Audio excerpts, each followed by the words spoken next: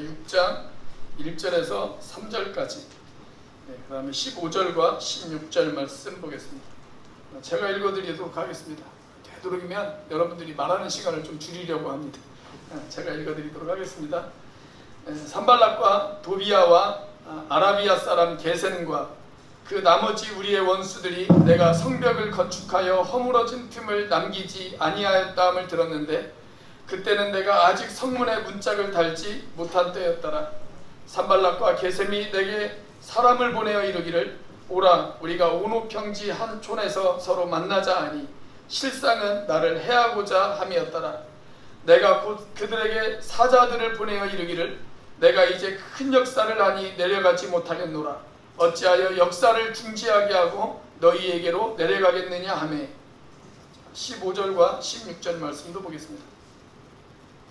성벽 역사가 52일 만인 엘루럴 25일에 끝나매 우리의 모든 대적과 주위에 있는 이방 족속들이 이를 듣고 다 두려워하여 크게 낙담하였으니 그들이 우리 하나님께서 이 역사를 이루신 것을 알미니라. 아멘.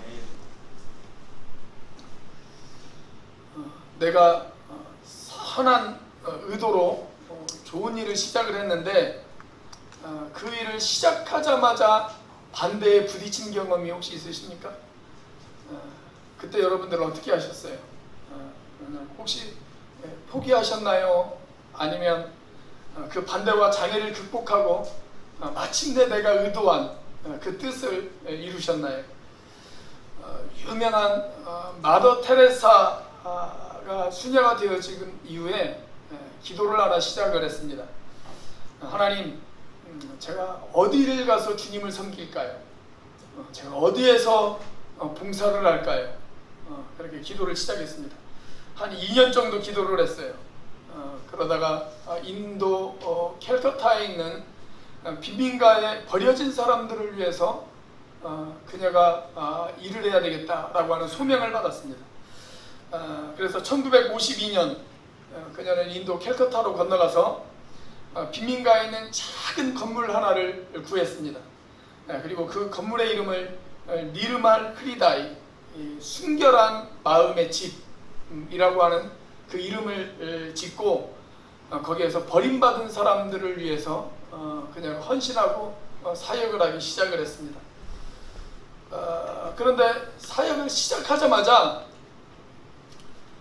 그녀가 전혀 예상하지 못했던 힌두교인들의 아주 극렬한 반대에 부딪히고 맙니다. 그냥 반대만 한 것이 아니라 매일같이 시위가 벌어지고 그 다음에 폭력이 벌어지고 그리고 사람들의 협박이 이어지기 시작을 했습니다. 그래서 심지어는 그녀를 돕던 사람들마저도 이 테레사 수녀에게 뭐라고 이야기를 했냐면 수녀님, 우리가 다른 곳으로 가서 섬겨야 되지 않을까요? 그렇게 제안을 할 정도로 아주 극렬한 시위가 발생을 했습니다. 그때 이 테레사 수녀는 자기가 죽지 않는 한 이곳을 떠날 수 없다 라고 그렇게 이야기하면서 버티기 시작을 합니다. 그러면서 이렇게 이야기를 했습니다. 나를 보내신 분이, 나를 부르신 분이 나를 이곳에 보내셨기 때문에 나는 나에게 맡기신 사명을 이룰 때까지 나는 이곳을 떠날 수 없습니다. 그렇게 이야기했습니다. 나를 보내신 분, 나를 부르신 분이 나를 이곳에 보내셨기 때문에 나에게 맡기신 일을 이룰 때까지 나는 이곳을 떠날 수가 없습니다. 그렇게 말했어요. 그리고 마침내 그녀는 그곳에서 아름다운 사역을 이루었습니다. 만약 저와 여러분이 어떤 시도한 일이 뜻대로 되어지지 않는다면 그 원인은 둘 중에 하나입니다. 하나는 내 탓입니다. 내 탓. 내가 실수했거나 내가 준비되어 있지 못하거나 아니면 내 잘못 때문에 생겨난 일입니다. 그리고 다른 하나는 내 잘못과는 전혀 상관없이 그런 일들이 벌어질 수도 있습니다. 그것이 사람들 때문일 수도 있고 자연 때문일 수도 있고 다른 여러 가지 원인 때문일 수도 있습니다. 자, 만약 내 잘못 때문에 일이 잘못되어졌다면 문제를 해결하는 방법은 오히려 간단할 수가 있어요. 그것을 인정하고 돌이키면 됩니다. 내가 그걸 깨끗이 인정하고 돌이키면 돼요. 적어도 그것이 문제의 해결은 되어질 수 없다 하더라도 문제 해결의 시작은 되어질 수가 있습니다. 자, 그런데 문제는 뭐냐면 내 잘못과는 전혀 상관없이 반대에 부딪히는 경우, 바로 그런 경우가 문제예요. 자, 우리가 성경적 관점에서 볼 때 내 잘못과 전혀 상관없이 우리가 반대에 부딪힐 때 그런 환난 뒤에는 종종 사탄의 역사가 있을 수 있습니다. 모든 환난이 마귀 사탄 때문에 일어나는 것은 결코 아니에요. 그러나 우리가 또 교회 안에서 가끔 그럴 때가 있죠. 어떤 환난이 우리가 닥치면, 그리고 내가 갑자기 병이 나거나 나에게 안 좋은 일이 생기면 우리는 다 마귀가 방해해서 그러는 것이라고 그렇게 생각하는 경향이 참 많아요. 그런데 그렇지 않아요. 내 잘못 때문에 생겨난 것일 수도 있거든요. 내 실수 때문에 생겨난 것일 수도 있고, 모든 것이 다 사탄 마귀 때문에 일어난 것은 아니에요. 자, 그럼에도 불구하고 내 잘못 때문에 생겨나지 않은 일 배후에는 분명 사탄의 역사가 종종 있을 수도 있다라는 것을 우리가 무시할 수는 없습니다. 그래서 성경이 이 사탄 마귀를 묘사할 때 뭐라고 묘사를 하냐면 대적 마귀다 라고 그렇게 이야기를 합니다. 여러분, 마귀는 반대하는 자예요. 특별히 하나님의 백성들이 하나님의 사역 앞에 자신을 온전히 헌신할 때 그것을 극렬하게 반대하는 사람이 누구냐면 사탄 마귀입니다. 마귀의 극렬한 반대가 있을 수가 있어요. 내가 하나님 앞에 헌신하겠습니다, 내가 하나님 앞에 봉사하겠습니다 라고 결단했을 때 우리에게 사탄 마귀의 강렬한 반대가 있을 수도 있다라는 것을 성경은 우리에게 가르쳐주고 있습니다. 자, 오늘 본문에서 느헤미야가 당하는 반대가 바로 그런 반대였습니다. 자, 그런데도 이 느헤미야는 그 반대 앞에 도망가지 않았어요. 그리고 마침내 그 반대를 넘어서서 자신의 사명을 완수할 수가 있었습니다. 자, 오늘 본문의 15절 말씀입니다. 15절 말씀을 같이 한번 읽어보겠습니다. 시작. 성벽 역사가 52일 만인 엘루월 25일에 끝나네. 자, 느헤미야가 예상한 것보다 훨씬 빠른 시간 안에 예루살렘 성벽이 완성이 되어졌어요. 자, 그렇게 예루살렘 성벽이 완성이 되어지자 주변 사람들이 이런 반응을 보이기 시작을 합니다. 16절 말씀, 자, 같이 한번 읽어보겠습니다. 시작. 우리의 모든 대적과 주위에 있는 이방 족속들이 이를 듣고 다 두려워하여 크게 낙담하였으니 그들이 우리 하나님께서 이 역사를 이루신 것을 알미니라. 자, 느헤미야가 성벽 쌓는 일에 반대했던 사람들, 그 사람들이 느헤미야가 성벽을 완성하자 크게 낙심했습니다. 그렇게 낙심하면서도 그들이 인정할 수밖에 없었던 것이 하나 있는데, 그게 뭐냐면 하나님께서 이 일을 이루셨다라는 것입니다. 하나님께서 이 일을 이루셨다. 자, 만약에 이 느헤미야가 반대가 없었더라면, 이 느헤미야에게 역경이 없었더라면, 이 느헤미야에게 장애물이 없었더라면 느헤미야는 아마 이렇게 생각했을 수도 있어요. 야, 이 성벽 내가 쌓았어. 내가 수고하고 내가 헌신하고 내가 노력해서 이 일을 이루었어. 아마 느헤미야와 이스라엘 백성들은 그렇게 생각했을 수도 있어요. 그런데 그들에게 큰 반대와 장애물과 역경이 그들 앞에 부딪히기 시작을 하자 그들은 하나님 앞에 매달리기 시작을 했습니다. 그리고 하나님 앞에 기도했어요. 그리고 심지어 느헤미야의 적들조차 그들이 이렇게 인정할 수밖에 없었어요. 이 일은 하나님이 이루신 일이야. 그렇게 인정할 수밖에 없는 그런 결과가 초래가 되어졌습니다. 자, 그렇다면 이 느헤미야가 만난 반대는 무엇이었을까요? 이 느헤미야가 만난 반대, 여러분, 그 반대가 오늘 이 시간 저와 여러분들에게도 끊임없이 찾아오는 그런 반대일 수 있어요. 우리도 그런 반대를 만날 수가 있어요. 우리도 그런 반대를 당할 수가 있습니다. 자, 이 느헤미야가 만난 반대, 그 반대를 느헤미야는 과연 어떻게 극복을 했을까요? 그리고 우리는 이 반대와 장애를 어떻게 극복할 수 있을까요? 자, 첫 번째, 불의한 일에 타협하지 말고 기도로 소명에 집중해야 합니다. 불의한 일에 타협하지 말고 기도로 소명에 집중할 수 있어야 됩니다. 자, 느헤미야가 예루살렘 성벽을 쌓을 때 그 일을 방해했던 이 사탄의 세력들은 이제 느헤미야에게 타협의 손길을 내밀기 시작을 합니다.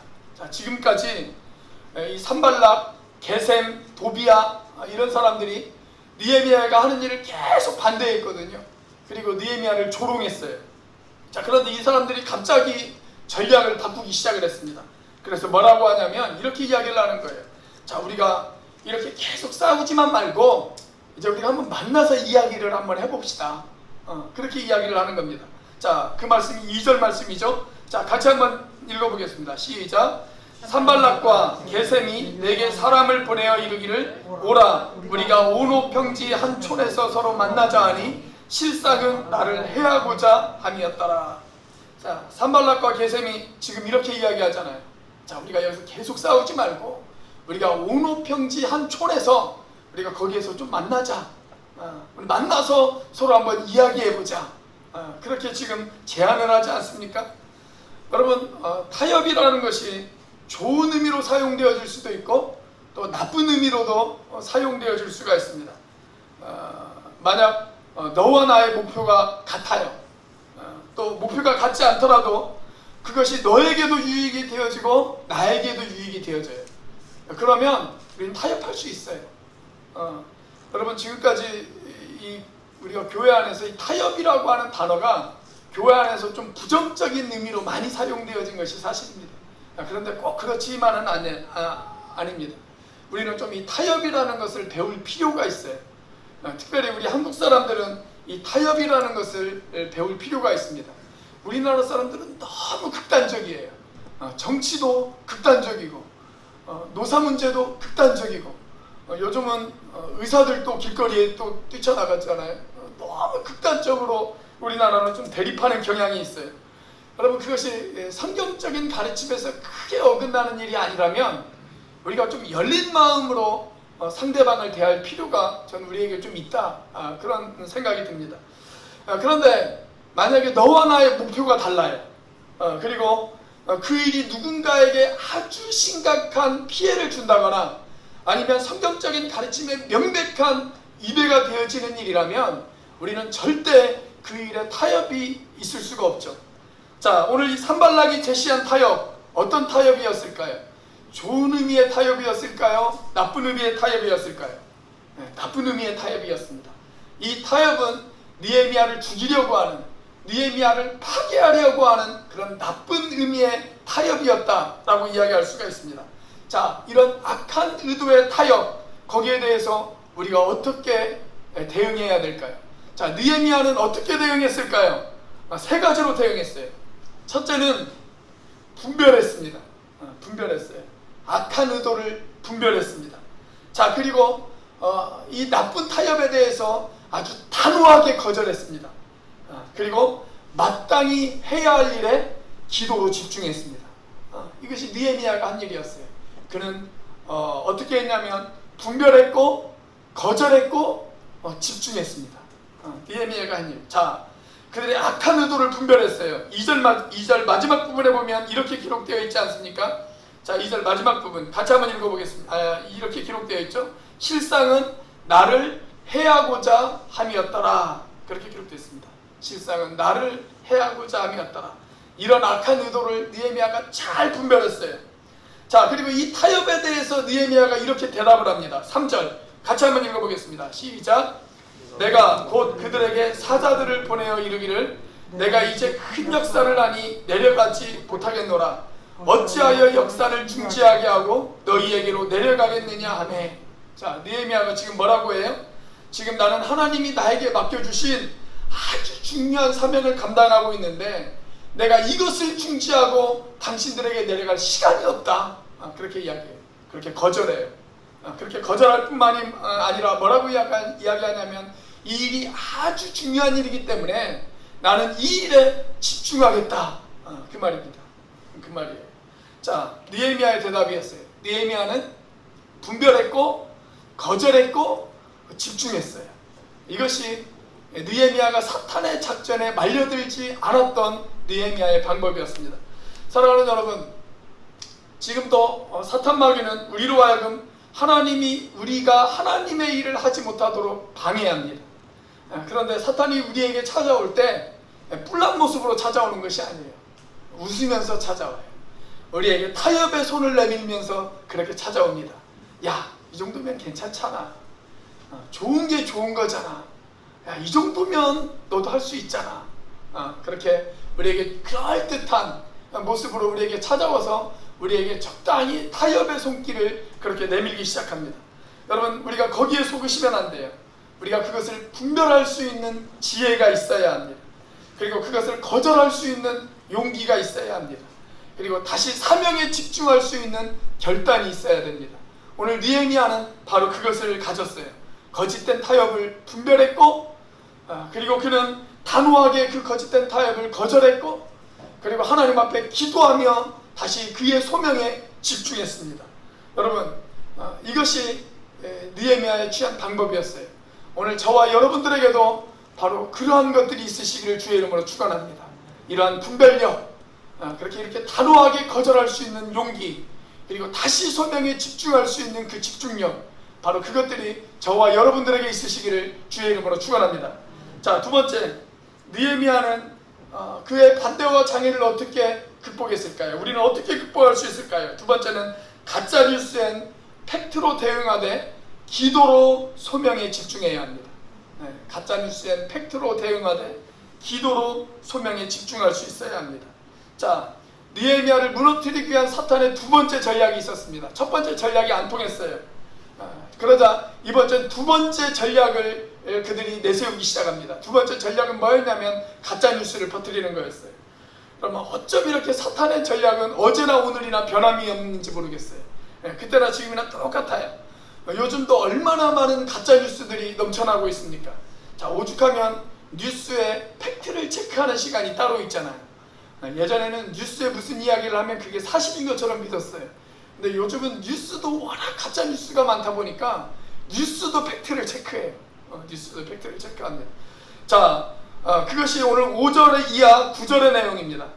타협하자고 해서 그것이 잘 안 되어지자 이제 가짜 뉴스를 퍼뜨리기 시작해요. 6절 말씀입니다. 자, 같이 한번 읽어보겠습니다. 시작.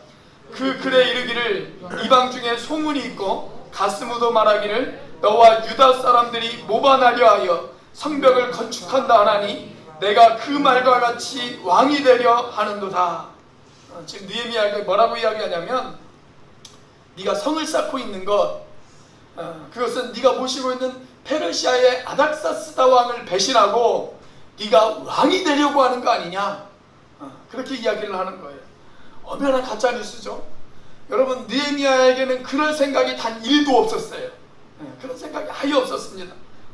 그것은 아주 새빨간 그런 거짓말입니다. 자, 우리나라 속담에 그런 속담이 있죠. 아니 땐 굴뚝에 연기가 나랴, 그런 속담이 있어요. 여러분, 속담은 성경이 아니에요. 속담을 다 믿으시면 안 돼요. 속담은 성경이 아닙니다. 우리가 때때로 이런 속담을 많이 사용하면서 야, 아니 땐 속담에 굴뚝 나겠어, 그 사람이 그랬으니까 그런 말들이 있겠지 라고 하면서 마치 누군가에 대해서 그 사람을 정죄하는 것을 아주 단언해버릴 때가 있습니다. 그런데 제가 많이 살지는 않았는데 이제 한 반백년 살았는데 제가 살다 보니까요, 아니 땐 굴뚝에 연기가 나는 수도 있더라고요. 아니 땐 굴뚝에 연기가 나는 수도 있어요. 지금 이 산발락이 그런 가짜 뉴스를 퍼뜨리고 있는 거예요. 그리고 그 배후에는 누가 있었을까요? 그 배후에는 바로 사탄이 있었습니다. 자, 요한복음 8장 44절에 보면 예수님께서 사탄의 본질, 악한 마귀의 본질에 대해서 이야기하시면서 아주 인상 깊은 두 가지 표현을 예수님께서 사용을 하셨어요. 자, 요한복음 8장 44절 말씀 우리 같이 한번 읽어보겠습니다. 시작.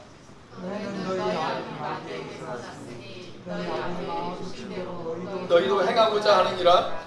그는 처음부터 살인한 자요 진리가 그 속에 없으므로 서지 못하고 거짓을 말할 때마다 제 것으로 말하나니 이는 그가 거짓말쟁이요 거짓의 아비가 되었습니다. 자, 여기 마지막에 보면 사탄에 대해서 뭐라고 말씀하세요? 그가 거짓말쟁이요. 자, 그 다음에 뭐라고 하십니까? 거짓의 아비가 되었습니다. 그렇게 이야기합니다. 그가 거짓말쟁이요 거짓의 아비가 되었습니다. 사탄은 거짓말하는 자예요. 그리고 거짓의 아비가 되었다. 그렇게 이야기하고 있습니다. 여러분, 우리가 학교 다닐 때 여러 아버지들에 대해서 많이 배웠잖아요. 그죠? 발명의 아버지, 그러면 에디슨, 음악의 아버지, 그러면 바흐, 교양학의 아버지, 그러면 하이든, 뭐 이런 거 기억 안 나세요? 근데 제가 만약에 교과서를 만드는 사람이라면 저는 거기다 하나를 더 덧붙이고 싶어요. 거짓의 아버지. 누구일까요? 마귀 사탄. 그게 정답입니다. 마귀 사탄. 우리로 하여금 거짓말을 하게 만드는 영, 우리로 하여금 거짓을 퍼뜨리게 하는 영, 여러분, 그것이 마귀 사탄의 역할입니다. 우리가 거짓말을 한다면 그 배후에 사탄이 있을 수 있어요. 그래서 여러분, 내가 거짓을 말하고 있을 때 내가 지금 사탄의 도구로 사용되어질 수도 있다라는 것을 우리가 명심할 수 있어야 됩니다. 근데 우리나라 사람들을 보면 이 거짓말에 대해서 그렇게 심각한 죄로 생각하지 않는 경향이 좀 있어요. 다른 것들은 좀 심각하게 생각하는데 거짓말은 그럴 수도 있지, 그렇게 생각하는 경향이 좀 많습니다. 벌써 꽤 오래전의 이야기인데, 그 미국에 그 클린턴이라고 하는 대통령 있지 않았습니까? 이 클린턴이라고 하는 대통령에게 아주 불미스러운 일이 하나 발생을 했었죠. 그때 미국 사람들이 이 대통령의 스캔들보다 더 문제 삼았던 것이 뭐였냐면 대통령의 거짓말이었습니다. 대통령의 거짓말. 그 사람들은 거짓말을 아주 큰 죄라고 생각을 해요. 그런데 우리는 이 거짓말하는 것, 이것을 별로 그렇게 대수롭지 않게 생각하는 경향이 있습니다. 하지만 우리가 거짓을 말할 때 내가 사탄의 도구로 사용되어질 수도 있다라는 것을 우리가 기억할 필요가 있어요. 그러니까 여러분, 우리가 어디에서 막 전달받았다고 괜히 이상한 카톡 막 다른 데다 또 막 옮기고, 여러분 그런 거 하지 마세요. 그런 거 하지 마십시오. 만약 그 내용이 사실이 아니라면, 만약 그 내용이 거짓이라면 나는 사탄의 도구로 사용되어질 수도 있다, 이런 심각성을 우리가 좀 가질 필요가 있습니다. 탈무드에 보면 이런 이야기가 있어요. 어떤 마을에 동네를 돌아다니면서 이웃들을 향해서 막 험담을 늘어놓고 사람들을 중상모략하고 막 가짜뉴스를 퍼뜨리는 그런 사람이 있었습니다. 근데 이 사람이 어느 날 아주 존경받는 스승 랍비를 하나 찾아갔어요. 그리고 그 랍비에게 이렇게 이야기를 했습니다. 랍비요, 저 같은 사람도 용서받을 수 있습니까? 그렇게 물었어요. 그러자 랍비가, 그러면 형제도 얼마든지 용서받을 수가 있습니다. 그러자 이 사람이 랍비에게 이야기하기를, 제가 어떻게 하면 용서받을 수 있을까요? 제가 용서받을 수 있다면 제가 그 일을 하고 싶습니다. 그러자 랍비가 이렇게 이야기를 합니다. 정말 용서받기를 원하신다면 제가 형제님에게 하라고 한 모든 일을 하실 수 있으시겠습니까? 그렇게 물었어요. 하지요. 제가 그 일을 하겠습니다. 그러자 랍비가 이렇게 이야기합니다. 새 깃털을 한 줌 주면서, 이것은 새의 깃털입니다. 이것을 가지고 동네를 돌아다니면서 이 새의 깃털을 당신이 험담을 늘어놓았던 사람, 당신이 중상모략했던 사람, 그 사람의 집집마다 찾아가서 그 집에 하나씩 놓고 오십시오. 그렇게 이야기합니다. 그래서 이 사람이 그 새의 깃털을 들고 동네를 돌아다니면서 그 사람의 집 대문 앞에 그 새의 깃털을 하나씩 놓고 돌아왔습니다. 그리고 랍비에게 이렇게 이야기했습니다. 랍비요, 제가 분부한 대로 모든 것을 다 지켜 행했습니다. 제가 그대로 다 했습니다. 그러자 랍비가 이야기하기를, 잘했습니다. 그런데 당신이 해야 할 일이 또 하나 있습니다. 뭡니까? 이번에는 그 깃털을 다 회수해 오십시오. 난감하잖아요. 여러분, 이 사람이 다시 마을로 돌아가기는 했어요. 근데 그 깃털이 남아있겠어요? 바람이 조금이라도 불면 그 깃털은 다 날아가 버리잖아요. 그래서 이 사람이 빈손으로 다시 랍비에게 돌아왔습니다. 그러자 랍비가 빙그레 웃으면서 그 사람에게 이렇게 이야기를 합니다. 형제님, 하나님은 잘못을 회개하는 사람은 반드시 용서해 주십니다. 그러나 당신이 기억해야 될 것이 하나 있습니다. 당신이 내뱉었던 말, 당신이 했던 거짓말, 당신이 했던 험담과 중상모략, 그것은 다시 거두어 드릴 수 없습니다. 그리고 당신 때문에 상처받았던 사람들의 마음은 쉽게 치료되어지지 못할 것입니다. 당신이 그것을 기억하십시오. 그렇게 이야기했답니다. 자, 여러분, 우리가 이런 가짜뉴스에 대해서 우리가 어떻게 대응해야 될까요? 느헤미야는 어떻게 대응했을까요? 자, 느헤미야의 대응 두 가지였습니다. 하나는 팩트를, 사실을 밝혔고, 진실을 밝혔고, 또 하나는 자신의 사명에 집중하게 해달라고 하나님 앞에 기도했습니다. 사실을 밝혔고 자신의 사명에 집중할 수 있게 해달라고 하나님 앞에 기도했어요. 자, 8절 말씀입니다. 같이 한번 읽어보겠습니다. 시작. 내가 사람을 보내어 그에게 이르기를 내가 말한 바 이런 일은 없는 일이요 내 마음에서 지어낸 것이라 하였나니. 자, 사실은 사실대로 말했어요. 사실을 말했습니다.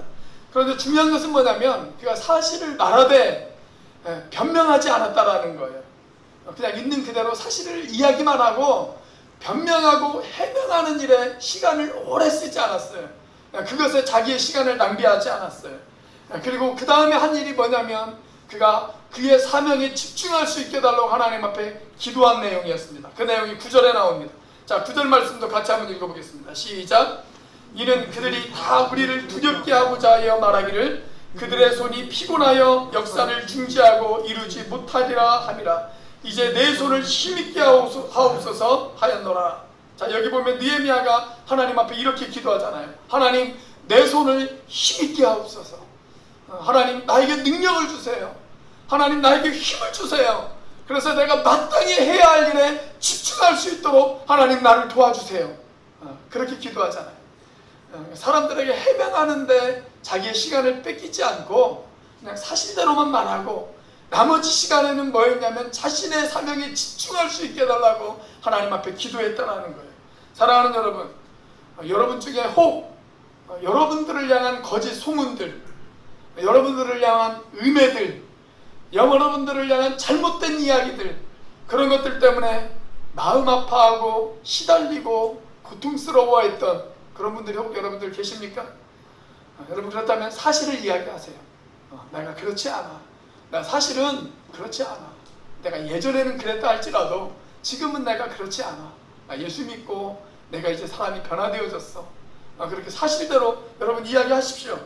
그런데 변명하는 일에 시간을 많이 뺏기지는 마십시오. 오히려 그 시간에 하나님 앞에 나오십시오. 우리의 모든 것을 아시는 주님, 그 하나님 앞에 나오십시오. 그리고 그 하나님 앞에 엎드려 기도하십시오. 하나님, 내가 하나님께서 나에게 주신 소명, 하나님께서 나에게 주신 일, 하나님, 내가 그 일에 집중할 수 있도록 하나님 나에게 힘을 주세요. 하나님, 내가 더욱더 남은 인생 하나님의 일을 더 열심히 감당할 수 있도록 하나님 나를 도와주세요. 그렇게 하나님 앞에 기도하시기 바랍니다. 여러분, 우리의 인생이 끝날 때 우리가 가장 중요한 것은 뭐냐면 우리의 소명 문제예요. 우리가 하나님 앞에 설 때 우리의 자존심은 문제가 되어지지 않아요. 소명 문제예요. 왜 우리가 사람들 앞에 자꾸 변명을 합니까? 내 자존심 때문이에요. 내 자존심 때문에. 근데 우리가 하나님 앞에 설 때 자존심은 전혀 문제가 되어지지 않습니다. 문제는 뭐냐면 하나님이 나에게 맡기신 일, 그 일을 내가 얼마나 이루었느냐, 그 소명을 내가 얼마나 감당하다 왔느냐, 그것이 더 중요한 문제예요. 여러분, 마지막 순간에 우리가 후회하지 않는 모습으로 주님 앞에 서기 위해서 우리가 주님이 주신 일에 집중할 수 있는 그런 저와 여러분들이 되시기를 주의 이름으로 축원합니다. 자, 마지막 세 번째, 우리 앞에 있는 반대와 장애물 우리가 어떻게 극복할 수 있을까요? 세 번째로, 도망가지 말고 현실과 부딪혀야 합니다. 도망가지 말고 현실과 부딪혀야 합니다. 자, 산발락과 도비아가 처음에는 타협을 시도했어요. 우리 만나서 이야기하자, 타협을 시도했습니다. 그런데 그것이 뜻대로 되지 않았어요. 자, 그러자 이번에는 가짜뉴스를 터뜨렸어요. 그런데 그것도 그들이 생각한 만큼 뜻대로 되어지지를 않았어요. 자, 그러자 이번에는 어떻게 했냐면 스마야라고 하는 거짓 선지자를 돈으로 매수합니다. 그리고 거짓 예언을 하게 합니다. 자, 그것이 10절부터 시작해서 14절까지의 내용이에요.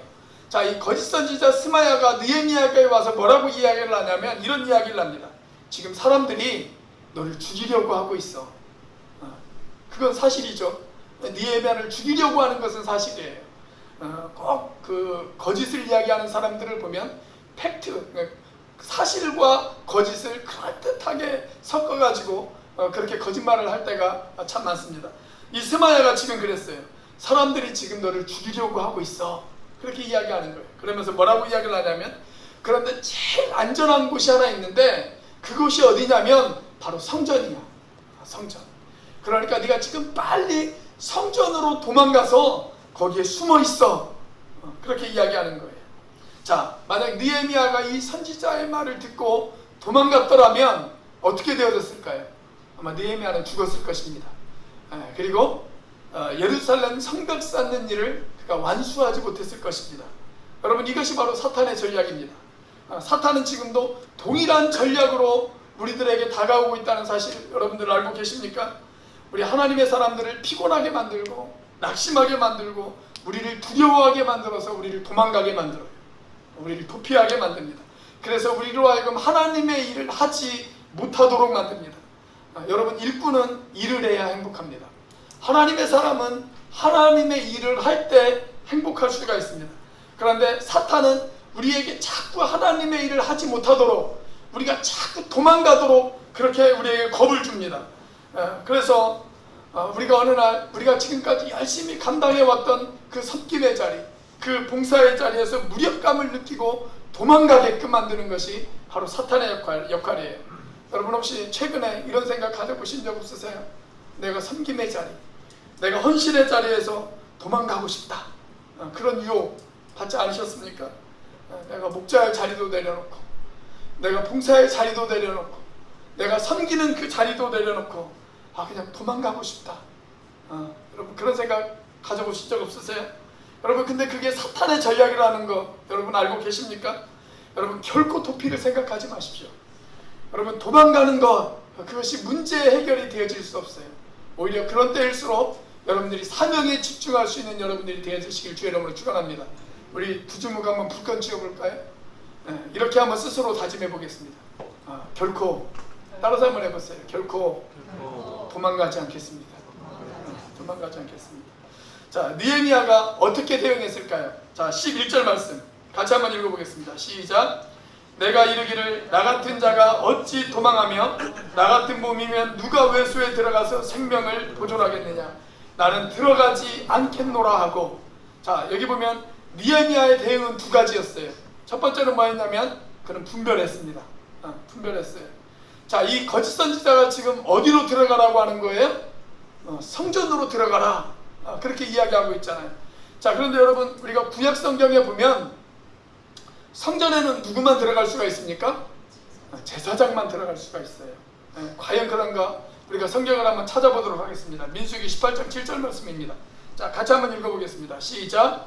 너와 내 아들들은 제단과 휘장 안의 모든 일에 대하여 제사장의 직분을 지켜 섬기라.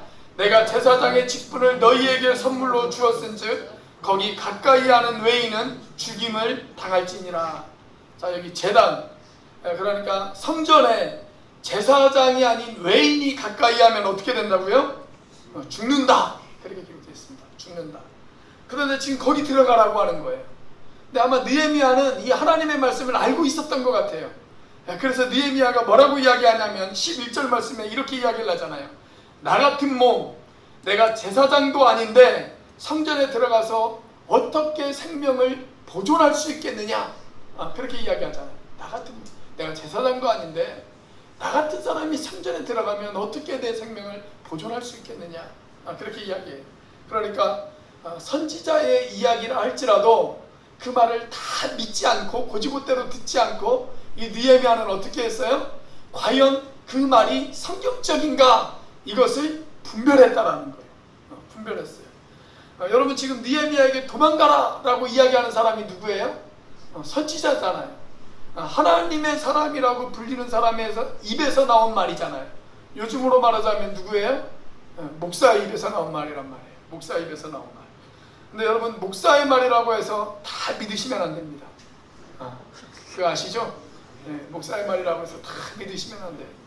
요즘 그 TV에 자주 나오는 목사님이 한 분 계시던데, 여러분 다 믿으시면 안 돼요.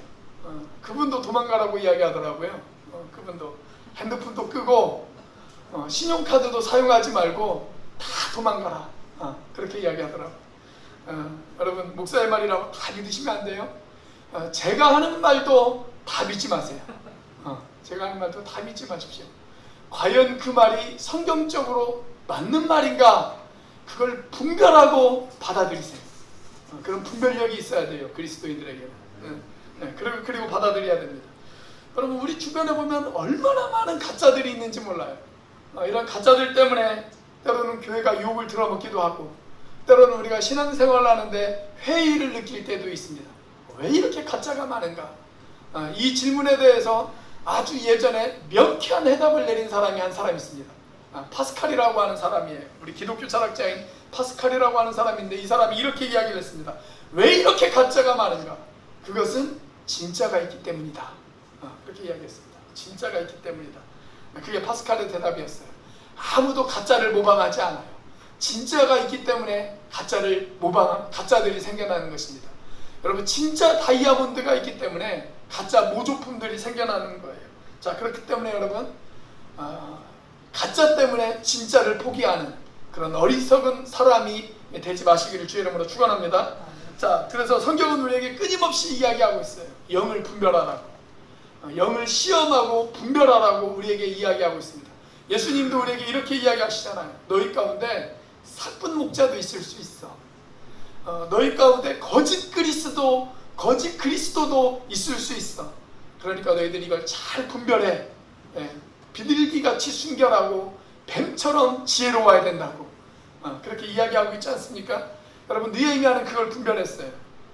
거짓 선지자가 하는 이야기를 잘 분별했습니다. 그래서 사역의 현장에서 그는 도망가지 않았어요. 자, 느헤미야의 또 다른 대응은 뭐였냐면 현실과 부딪혔다라는 거예요. 도망가지 않고 현실과 부딪혀 싸웠어요. 자, 그게 11절에 기록되어 있습니다. 11절 뭐라고 기록되어 있어요? 자, 11절에 느헤미야가 이렇게 이야기하잖아요. 나는 들어가지 않겠노라. 그렇게 이야기합니다. 나는 들어가지 않겠노라. 다른 말로 이야기하면 나는 도망가지 않겠습니다. 나는 도피하지 않겠습니다. 오히려 내가 해야 할 일, 하나님이 나에게 주신 성벽을 쌓으라고 하신 이 일, 내가 이 일을 하는데 집중하겠습니다. 그렇게 이야기하잖아요. 사랑하는 여러분, 현재 내가 처한 일이 어렵다고 해서 결코 도망가지 마십시오. 도망가는 것은 문제를 해결할 수 있는 방법이 되어질 수가 없습니다.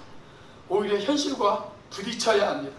그리고 오히려 하나님 앞에 내가 감당할 수 있는 힘을 달라고 그렇게 기도하실 수 있어야 합니다.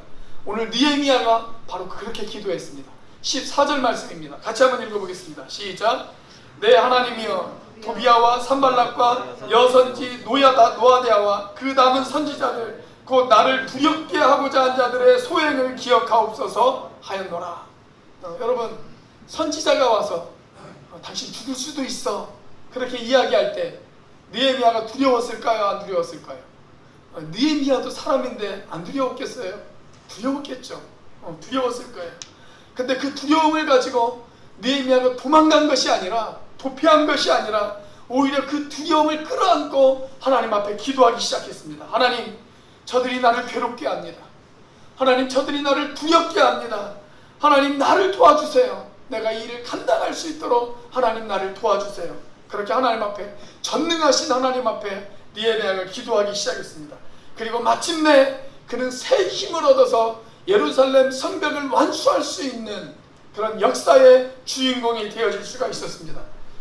저는 오늘 설교를 마더 테레사의 이야기로 시작을 했습니다.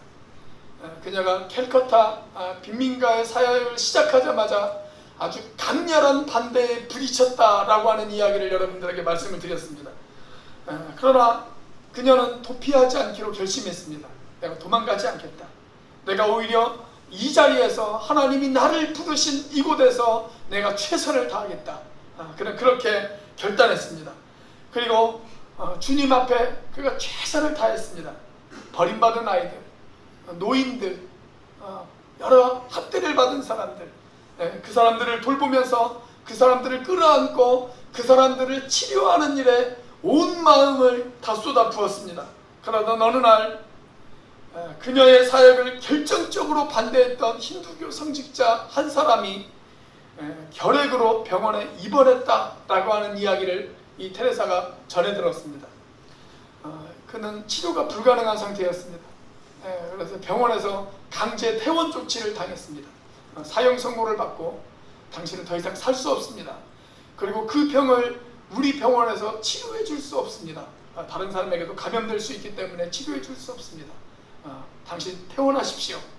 이렇게 강제 퇴원 조치를 당했습니다. 자, 마더 테레사가 그 소식을 듣자마자 그 사람들을 보내서 그를 자기의 요양소로 모시고 왔습니다. 그리고 아주 정성껏 그 사람을 돌봐주기 시작합니다. 자기를 아주 격렬하게 반대했던 사람이거든요. 아주 극심하게 반대했던 사람인데 최선을 다해서 아주 정성껏 그 사람을 돌봐주기 시작을 합니다. 그리고 마침내 그가 죽었을 때 그의 시신을 잘 수습해서 힌두교 성전에 그를 다시 되돌려 보냅니다. 그런데 이 일이 힌두교 성직자들 사이에서 큰 감동이 되어졌어요. 그리고 인도 사람들에게 아주 큰 감동을 끼쳤습니다. 그리고 바로 그날 그 순간부터 그를 반대했던 모든 반대가 사라졌습니다. 인도 정부의 적극적인 지원과 그리고 주민들의 따뜻한 협력 속에서 그녀의 사역이 아름답게 꽃피울 수 있었습니다. 그 무렵 한 신문기자가 마더 테레사를 찾아와서 이런 질문을 던졌다고 합니다. 그런 격렬한 반대 앞에 부딪히면서도 당신이 버티고 물러서지 않았던 이유, 끝까지 그 자리에서 최선을 다할 수 있었던 그 이유가 어디에 있습니까? 라고 질문을 던졌습니다. 그때 마저 테레사는 이런 아주 유명한 대답을 했다고 합니다. 십자가에 못 박힌 사람은 한 방향밖에는 바라볼 수가 없습니다. 그 사람은 뒤를 돌아볼 수가 없습니다. 그는 자신의 계획도 가질 수가 없습니다. 하나님이 그를 거기에 못 박아두셨기 때문에 그는 그 자리에 서서 버티고 견딜 수밖에 없습니다. 내가 한 일은 바로 그 일입니다. 십자가에 못 박힌 사람, 그 사람은 한 방향밖에 바라볼 수 없다고, 뒤를 돌아볼 수 없다고, 그냥 그 자리에 서서 버티고 견디는 일만 할 수 있다고, 내가 한 일이 바로 그 일이라고 그냥 그렇게 이야기했습니다. 사랑하는 여러분, 저와 여러분이 십자가에 못 박힌 사람이라는 거 아세요? 구원받은 모든 사람은 십자가에 못 박힌 사람입니다. 그렇다면 우리가 해야 할 일은 뭘까요? 뒤를 돌아보지 않는 거예요. 우리는 한 방향만 바라봐야 될 사람입니다. 한 방향만 바라보고 그 방향만 향해서 달려가야 될 사람입니다. 여러분, 뒤를 돌아보지 마세요. 도망가지 마십시오. 여러분, 도피하지 마십시오. 힘들고 어려운 일이 찾아오더라도 내가 섬겨야 될 그 자리, 내가 헌신해야 될 그 자리, 그 자리에서 버티고 견딜 수 있는 저와 여러분들이 되실 수 있기를 주의 이름으로 축원합니다. 기도하시겠습니다.